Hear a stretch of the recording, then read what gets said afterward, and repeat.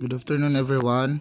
I am Mike Castle, and for today's video I am going to report to you about the topic agricultural economics and marketing. Definitions of key terms. First, economics defined.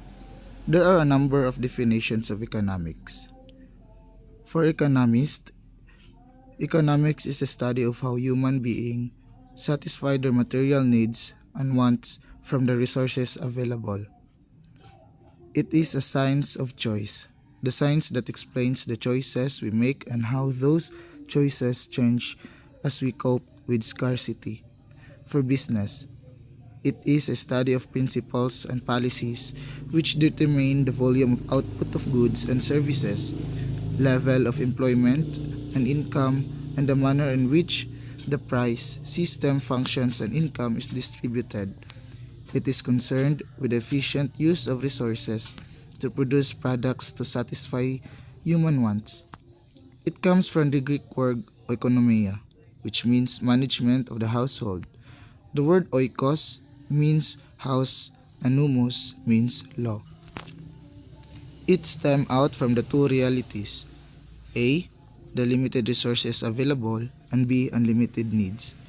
The study of how man and society, with or without the use of money, employs scarce, productive resources to produce various commodities over time and distributed them for consumption now and in the future among various people and groups in society. So there are three elements of economic perspective. There are scarcity. A scarcity, a condition in which resources available are insufficient to satisfy human wants. The basic concept related to scarcity. First is choice. So what is choice? Choice, because of limited budget, consumers make choices among several goods and services available. Because of limited resources, businesses choose between the different combinations of inputs to produce a certain product. Second is trade-off. It is a choice between alternative uses for a given quantity of resources. Using resources for one purpose means that the same resources cannot be used for another purpose. In other words, we give up something to get something else. Example, you only have 10 pesos left in your pocket. You are hungry and thirsty. The price of available bread and soft drinks is about 10 each. If you buy the bread, you sacrifice not to buy the soft drinks. If you buy the soft drinks, you to sacrifice not to buy bread. Third is opportunity cost. It is the real economic cost of a good service produced or measured by the value of the sacrificed alternative. It refers to the cost value of the highest valued alternative we give up in preferring of chosen alternative. So rational behavior. So what it is? Rational behavior, it is economics is grounded on the assumptions of rational self-interest, meaning to say, individuals make rational decisions to achieve the greatest satisfaction or the maximum fulfillment of their goods. And there is also called marginalism. Marginalism is as economics choices are made based on the additional benefit or additional cost that will be incurred in making a particular decision. Therefore, in economics, possible consequences of the alternative choices are analyzed and weighed on the basis of added benefits and cost. Founded of economics, there are two facts dominate in our lives. First is we have limited resources, and second is we have unlimited wants. So 2.1 factors of productions, scarce resources. So there are 4 factors of productions. Factors of production are referred to as the resources used in the production of goods and services. They are classified as a property resources and human resources. So first, land. Land refers to all natural resources, all free gifts of nature which are usable in the productive process.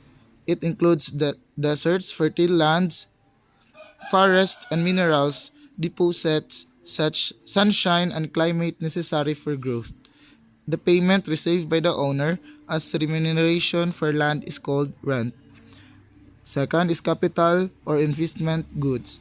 Refers to all manufacture aids to production. It includes the tools, equipment, machinery, factory, storage area, transport and distribution facilities or capital goods. Third is labor. Labor refers to all man's physical and mental talents usable in the production. Remuneration for labor resource is called wage or salary. It is the physical efforts expended by the man in production process. Fourth is entrepreneurial ability or entrepreneurship. It is the resource used to combine the first three resources. This resource takes the initiative of innovating products and bear risk. 2.2. The unlimited needs and wants. So wants. Wants are the desires of consumers to obtain and use various goods and services which give pleasure or satisfaction. It is generally classified as necessities and luxuries. Needs. Needs are basic necessities for survival like food and water and shelter. Number 3. Economic theories. As a systematic order of knowledge, economics is made up of theories. A theory is a set of related principles providing insight into the operation of some phenomena. A successful theory enables us to predict things that we have not yet seen. A theory is consists of a set of definition that clearly defines the variables to be used, a set of assumptions about the behavior of a variables, and predictions, often called hypotheses, that are deduced from the assumptions of the theory and can be tested against actual empirical observations. So what is a variable? So variable, it is a magnitude that can take on different possible values. Variables are the basic elements of theories and each one needs to be carefully defined. Methodology in analyzing economic problems. So economics. Economics is based upon facts concerning the activities of individual and institution in producing, exchanging, and consuming goods and services. The task of descriptive economics is the gathering of those economic facts that are relevant to a particular problem or specific segment of the economy. These facts are then studied, arranged, and generalized upon. The resulting generalization are called principles, theories, or models. The derivation of these principles is the task of economic theory. So there are characteristics of economic principles. First, they are generalization and such are subject to exemptions. They are models of the reality and are therefore abstract. May take the form of verbal statements, numerical tables, mathematical equations, or graphs. Valuable as predictive devices, serve as basis for the formulation of economic policy designed to solve the problems and control undesirable events. So there are microeconomics and microeconomics. So macroeconomics defined as the study of the economy as a whole or with a basic subdivision or aggregate such as government, household, and business sector.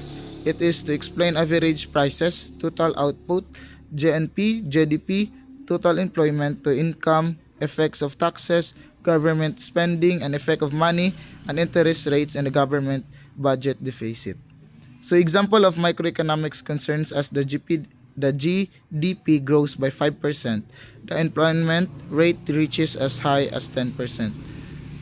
And microeconomics defined as the study of the activity in the individual market. It is studies the decisions of individual people and business and the interaction of those decisions to be market. Number 5, agricultural economics. Agricultural economics is an applied science primarily concerned with the solution of economic problems in agriculture. It is also concerned with the identification, description, and classification of economic problems in agriculture in order to solve them. Such problems include financing, production and marketing. 6. Positive versus normative economics. So first, let us define what is positive economics. So positive economics deals with what the economy is actually like. It focuses on facts and avoid value judgments. It tries to establish scientific statement about economic behavior. It is concerned with what it is and describes the situation at its example. The economy grows at 2.6 per year. Our planet is warming because of increased carbon dioxide build up in the air. The price of corn is 10% per kilo. So normative economics. Normative economics deals with a value judgment about what the economy should be like or what a particular policy actions should be like or should be recommended. It is often called policy economics. It embodies subjective feelings about what ought to be. Example: the economy should grow faster. It was it was it it was too hot today. The price ought to be higher. 6. Disadvantages of economic theories principle. Example is loaded terminology, definitions, fallacy of composition, what is true to individual is true to all, or what is true to a part is true to a whole. Quotient fallacies, post hoc ergo propter hoc after this, therefore because of this. B. Economic goals. Common economic goals, a number of economic goals or values which are widely true, not universal accepted in the society included. Full employment, price stability, economic freedom, economic security, equitable distribution of income, economic efficiency, balance of trade. Second, employment and efficiency. Full employment, the use of all available resources, no workers should be involuntarily out of work. Full production, this means that all employed resources should be used so that they provide the maximum possible satisfaction of our material wants. 3. Production possibilities curve. So what it is? Production possibilities front ray or curve. This is the graphical representation of maximum outputs that can be produced with available inputs. It shows the varying amounts of two types of outputs that can be produced in relation to that can be produced by fixed amount of resources. C. Economic ideologies of nations. Basic economics problems. The fundamental economic problem facing all societies is that of scarcity. It is a condition resulted society not having enough resources to produce all the things people would like to have. Because we live in a world with scarce resources, we have to make choices. With this, the fundamental economic questions are formulated. What to produce, how to produce, for whom to produce. So what is to produce? What to produce? The society does not have anything in its people want, so it must decide what to produce. How to produce? In developed countries, machineries known as high technologies are employed to do as a certain task. In and for whom to produce, the product produced should be allocated to someone. A choice must be made as to who will receive an existing supply. Second, economic system. Due to scarcity problems, all nations and societies must allocate their resources in order to meet their needs. With this, a nation must adopt an economic system. An economic system is the way in which a country manages the production and distribution of goods and services. There are three things wherein the economies of the world differ, and these are: level of private or public ownership, focus of planning, extent of public and private decision making. 2.1 Traditional or subsistence economy. This is the earliest form of the economic system. All economic activities in the system are accomplished outside the market. Each family takes care of its own economic needs, no money, banking activities, and trade. Only barter system is practiced as a form of exchange of trade. Tradition decides what the people do for a living and how their work will be performed. 2.2 Capitalism of Market Economy, Free Enterprise. In this system, the means of production is owned and controlled by the private individual or groups. So these are the examples are Japan and USA. So there are private property, freedom of enterprise, freedom of choice, self-interest, markets prices, competition, and limited government. So this is the picture about the circular flow or the diagram about the resources market. So as you can see. So command economy or communism. So what it is in this system, the economic decisions are made by the government. No person may independently decide to do or decide to open or run a business. This system is also known as socialist, authoritarian, and centralized economy. So example for command economy is China. So what is fascism? Fascism is more easily identified as a political system with elements of a strong dictatorship enjoyed by a single man in group, say a military junta. Socialism. In this system, the government owns and operates many of the nation's major industries such as banks, airlines, railroads, and power plants, but allows individuals to own other business including stores, farms, and factories. So example is in the Sweden. So demand and supply. So demand. Demand is defined as a schedule which shows the various demands of a product which consumers are willing and able to purchase at a specific price in a set of possible prices during some specified period of time. So there are the demand curve, market demand, quantity demanded, and law of demand. Another example is the explanation of the law of demand is income effect, substitution effect. Determinants of demand, factors that shift the demand curve. So there are the factors of shift of demand curve. First is taste and preferences. When the change of taste and preferences bring more demand to the product, the demand curve will shift to the right, otherwise it will shift to the left.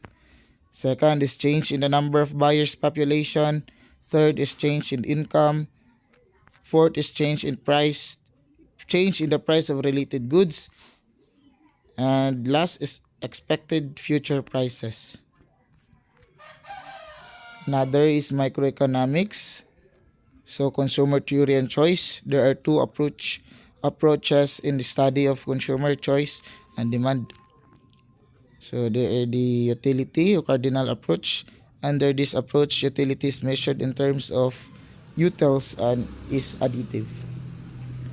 So this is the diagram about the relationship between total utility and marginal utility. So the utility maximizing rule, budget allocation rule, equimarginal principle. This rule seeks to determine what combinations of goods and services a consumer can obtain within his budget, what will give him maximum utility or satisfaction. So there are the equation about utility maximizing rule is, as you can see that. Theory of production. So production is the process of concept of creation of goods and services to satisfy human wants. There are the input, the variable, and the considering of how to fix a variable. Price and output determination under pure competition total approach. Macroeconomics, beginning of macroeconomics. The roots of macroeconomics is in 1930s, Great Depression of US economy. Components of microeconomy: the private sector, household and firms; government, public sector; rest of the world; international sector. Transfer payments are cash payments made by the government to people who do not supply goods, services, or labor exchange in the payments of SSS benefits, veterans, and welfare benefits. National income accounting and the NIDA. A system of national accounting permits us to measure the level of production in the economy and explain the immediate causes of that level of performance for 1 year. There are the second, the GNP and the GDP, two ways of measuring economy's output.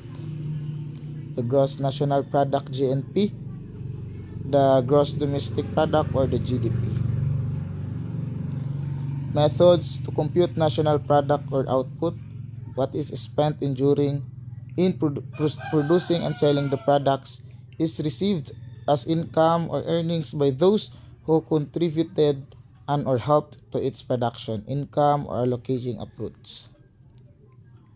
Double counting. So what it is? It is to measure the total output accurately. All final goods and services produced in the given year must be counted only once.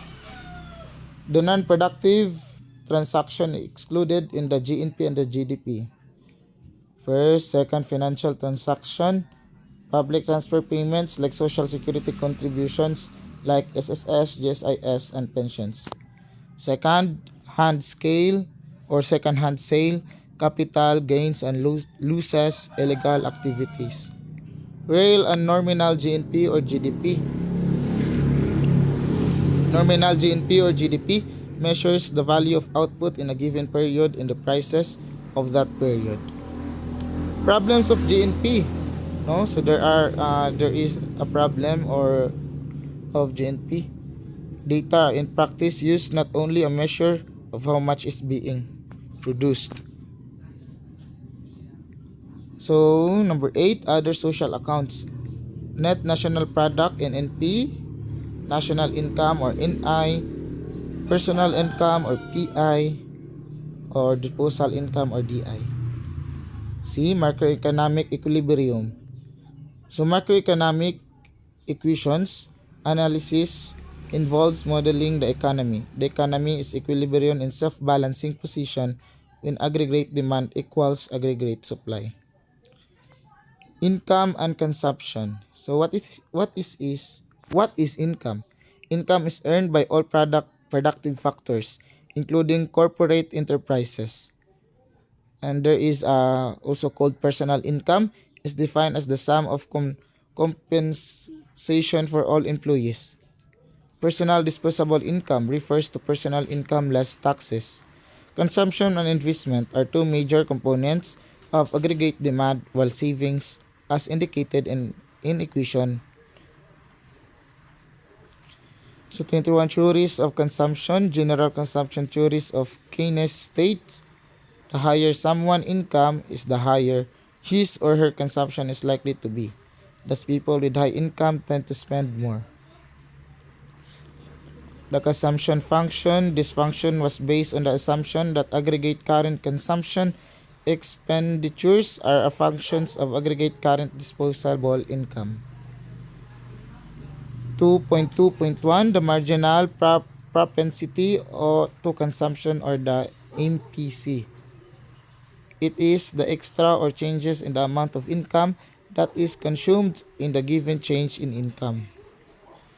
The average propensity of income or the APC. No, so there are factors affecting the level of aggregate consumption. So what are these?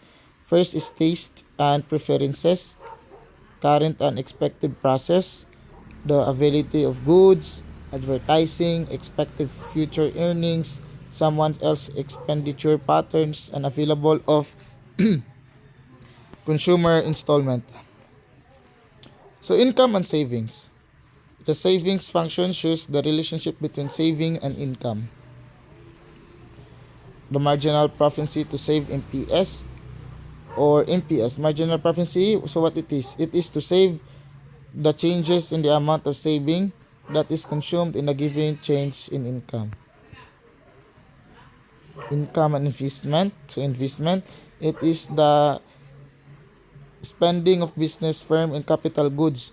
It is a decreasing function of the rate of interest. Another is intended investment, unintended investment, realized investment. Determinants of net investment spending. Expected rate of net profits. If the investment will generate more higher profits, greater investments occur. Simple income determination to sector economy. National income determination is one of the subject matters of macroeconomics. So multiplier, so what it is? Multiplier refers to the ratio of change in the equilibrium level of outputs to a change in some autonomous variable. Macroeconomic concerns. The business cycles. Business cycles defined refers to the current ups and downs in the level business activity. So they are peak, recession, through, cover, expansion, and depression. This is the diagram about business condition. Macroeconomic problems, unemployment and inflation. Unemployment and inflation are considered as the two most serious economic problems in many countries including the Philippines. 2.1 Types of unemployment. Frictional unemployment, structural unemployment, cyclical unemployment, or seasonal unemployment. Measures of unemployment. The population is divided into three: people under age, not in the labor force, people who are potential workers but for some reason refuse to work, or the labor force. Inflation, deflation, and disinflation. So first, what is inflation? Inflation is a phenomenon of rising prices of goods and of the factors of production. The price increase may vary for different factors and goods. Causes of inflation. So what are the causes of inflation? This is due excess demand, meaning the economy is spending more than it can produce. A fall in employment of resources, fall of production and achieved an income is high causes or causing increases in the total spending and total demand. B. Cause push inflation, administered price sellers, inflation supplies, side inflation. C. Structural inflation, demand shift inflation. This is caused by the changes in the structure and composition of the consumer aggregate demand. 3.2 Redistribution effects of inflation. Fixed money income growth. So what it is? It is the inflation redistributes real income away from fixed income receivers. B. Among savers. A prices rise, the real value of purchasing power of consumers decline so that saving deteriorate. C is debtors and creditors. Inflation tends to be benefit debtors, borrowers, because each peso will now buy lesser amount of goods and services. E. Aggregate demand and aggregate supply. Aggregate demand, a schedule or a curve that shows the amounts of real output that buyers collectively desire to purchase at each possible price level. There are three effects of price level change. First is real balance effect or wealth effect. Second is interest rate effect. C is foreign purchase effect. Factors affecting aggregate demand. So there are the examples of affecting aggregate demand. First is change in consumer spending, change in investment spending, change in government spending, and change in the net exporting spending. Factors that affect aggregate supply: change in input prices, domestic resource availability, land, labor, capital. B. Prices of important resources. C is market power, change in productivity, change in legal institutional environment. F is fiscal policies. What it is? Fiscal policy is a term used to refer to a manipulation of government spending and tax collection for the purpose of achieving full employment, non-inflationary level of net product. No, so you can see the expansionary fiscal policy. Money and money supply. Money is fundamental in the function of the economy. There are two functions are often referred to as primary function of money. First is general purpose money or M1 or transaction money. Second is broad money or M2 or near monies. The Philippine financial system. The Philippine financial system is composed of different institutions serving different markets and complementing each other in attaining the process of intermediation, providing a link between economic units with excess fund and those that use their funds. International economics. All economies, regardless of their size, depend to some extent to other economies and are affected by events outside their borders. Trade surplus is the situation when a country exports more than it imports. Trade deficit is the situation when a country imports more than it exports. Economic basis for trade comparative advantage. Law of comparative advantage by David Ricardo.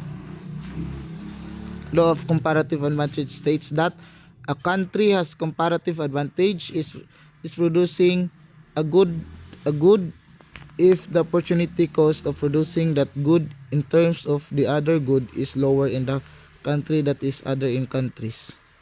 Balance of payment or BOP. Foreign exchange refers all currencies other than domestic currency of a country. Two types of accounts in the nations or BOP records. So components of imports there are many examples: merchandise trade, investment income, other services, and transfer payments. Equilibrium in the BOP or external balance.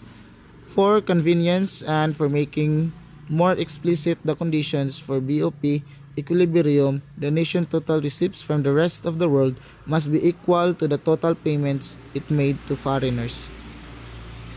Equilibrium exchange rate, agricultural economic growth.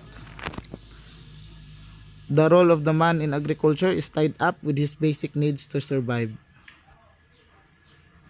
The diagram of the economic growth, defined is an increase in the total output of goods and services over time. Measures of economic growth. The two common instruments or yardsticks used to measure economic growth are the following. So there are the two common instruments: the gross national product or the GNP and the gross domestic product, the GDP. The essentials for growth policy. Example is political stability, human resources, natural resources, technology, capital formation. Economic development. So what it is implies both more output and change in the technical and institutional arrangement by which output is produced and distributed. Definition of terms. What is agriculture? Agriculture may be simply defined as partly an art, a science, and also a business with all.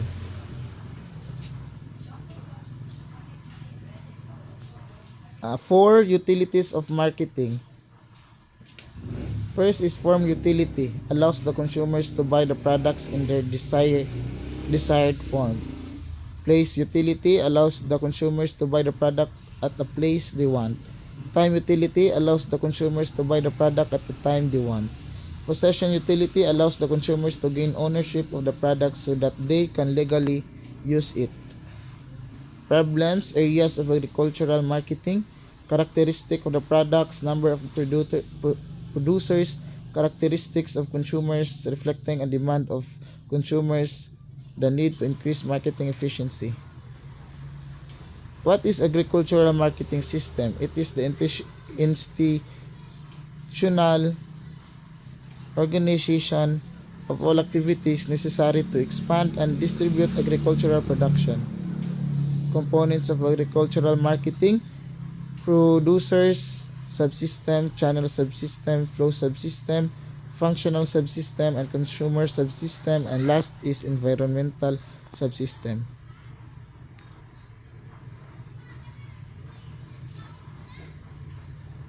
So, five dimensions of market conduct. So first, let us define what is market conduct. Market conduct, the way firms adjust to the markets in which they are engaged as buyers or sellers. Behavior or patterns that firm exhibits in the market. So the five dimensions of market product is the principle of the method employed by the firm or group, the product policies of the firm or group, the sales promotion of the firm or group or firms, the means of the coordination and gross adoption of price, presence or absence of, extent of predatory or exclusionatory tactics, market performance, appraisal of how much the economic resource of the industry, market behavior and conduct divides from the best possible contribution. Four major types of problem in the associated behavior system can be identified as follows: input-output system. Each marketing firm is attempting to have an output of something using input resources that are costly and are limited. Second, power system. All firms and group of firms have status and vested interest in the present role they are playing. Third, communication system. Once a firm or organization develop into a manager-worker unit, the problem of getting appropriate information to the manager and of transmitting his decision into actions by other workers become very important. Last, last for major types of problem in the associated behavior is adaptive behavior system. One of the behavior problems of marketing firms is how to adapt to changes. Marketing margins and cost. What is marketing margin? Refers to the difference between prices and different levels to the marketing system. Returns to the agency involved marketing changes. Returns to retailers, returns to wholesalers, returns to processors, and returns to the assemblers.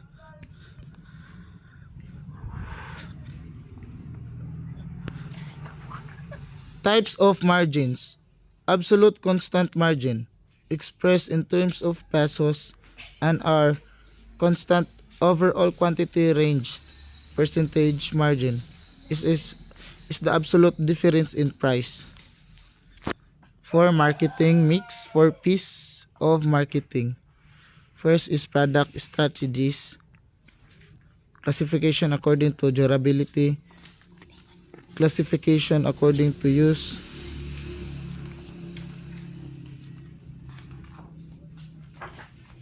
and the brand. So brand, what is brand is a name, term, sign, symbol, or design, or a combination of them intended to. So there are many examples of brand. So first is brand equity, brand awareness, brand image, and packaging. So what is label? Label is a part of package which carries information about the product. It shows the brand, manufacturer, expiry date, and information about the product. Pricing strategies. So pricing is considered as the most important functions since it is the only function which lets the money flow back to the business. So there are the rule of price. First is tell the producers what and how much to produce. Second, perform internal rationing and allocating functions within each producing farm. Guides products to the channels of trades. Ration the goods and services to those who demand them most. Price behavior over time.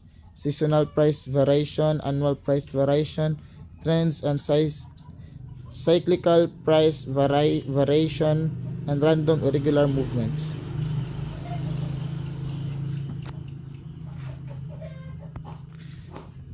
The promotion strategies. Promotion is the personal and or impersonal process of assisting product prospective customer to buy a commodity or to act profitable upon an idea that has commercial significance to the seller. Promotional methods: advertising, personal selling, sales promotion, publicity. Push selling. So what it is?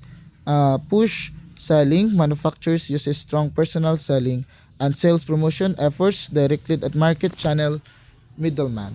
And there is also pull selling.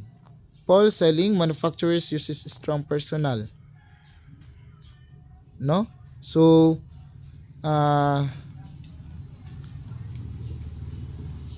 last is promotional methods.